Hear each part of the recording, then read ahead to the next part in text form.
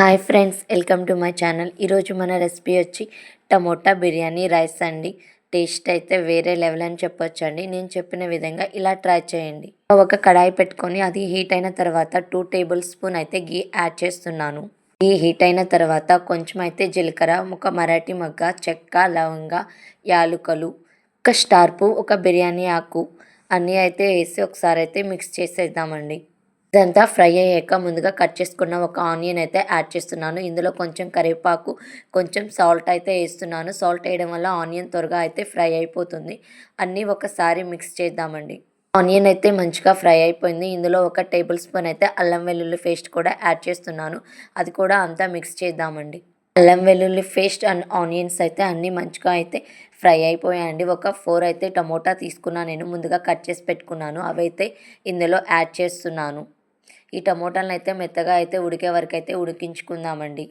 లో to medium ఫ్లేమ్లో పెట్టేస్తే ఉడికిద్దామండి, త్వరగా అయితే ఉడుకుతుంది. టమోటా అయితే అంతా మంచిగా కుక్ అయిపోయింది. ఇందులో అయితే ఒక 2 పచ్చిమిర్చి కట్ చేసుకొని యాడ్ చేస్తున్నాను. ఇందులోనే కొంచెం కొత్తిమీర కూడా యాడ్ చేస్తున్నానండి. ఇవన్నీ మిక్స్ చేసిన తర్వాత ఒక టేబుల్ స్పూన్ కారం, కొంచెం పసుపు, టేస్ట్కి తగ్గట్టు సాల్ట్ చెక్ చేసుకొని సాల్ట్ కూడా యాడ్ చేస్తున్నాను. టేబుల్ స్పూన్ ధనియాల పౌడర్ అండ్ ఒక టేబుల్ స్పూన్ బిర్యానీ మసాలా అయితే యాడ్ చేస్తున్నానండి. మన టమోటా బిర్యానీ రైస్కి ఇదే మెయిన్ అండి. ఇక్కడ అంతా అయితే ఒకసారి బాగా మిక్స్ చేసుకొని కుక్ చేసుకుందామండి. మనం వేసినటువంటి ధనియాల పౌడర్ అండ్ బిర్యానీ మసాలా అంతా అయితే ఈ టమోటాకి అయితే పట్టేసిందండి. ఇప్పుడు మనం ముందుగా కుక్ చేసుకున్నటువంటి వైట్ రైస్ని అయితే ఇందులో యాడ్ చేస్తున్నాము. రైస్ మనకు కావాల్సిన క్వాంటిటీలో యాడ్ చేసిన తర్వాత అంతా ఒకసారి మిక్స్ అయ్యేటట్టు అయితే మిక్స్ చేసుకుందామండి. రైస్ అంతా బాగా మంచిగా మిక్స్ అయ్యేలా మిక్స్ చేయండి. ఎంత బాగా మిక్స్ చేస్తే రైస్ అయితే అంత టేస్ట్ వస్తుందండి. చూసారు కదా, మన ఎమ్మీ టమోటా బిర్యానీ రైస్ అయితే రెడీ అయిపోయిందండి. ఇది లంచ్ బాక్సుల్లో కానీ ఆఫ్టర్నూన్ ఆఫీస్కి పంపించడానికి కానీ చాలా అంటే చాలా టేస్టీగా ఉంటుందండి.